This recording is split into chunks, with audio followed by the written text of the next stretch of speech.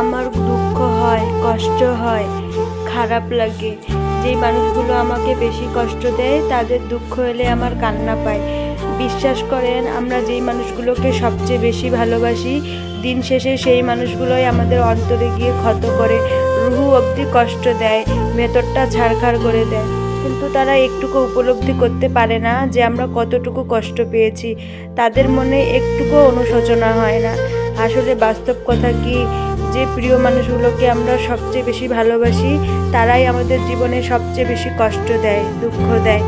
মানতে কষ্ট হলেও এটাই সত্যি। তারা উপলব্ধি করতে পারি না আমরা তাদেরকে কতটা ভালোবাসি। তারা শুধু পারে চরিত্রে কলঙ্ক দিতে, সব কিছুতে খুঁত ধরতে আর মিথ্যা অপবাদ দিতে।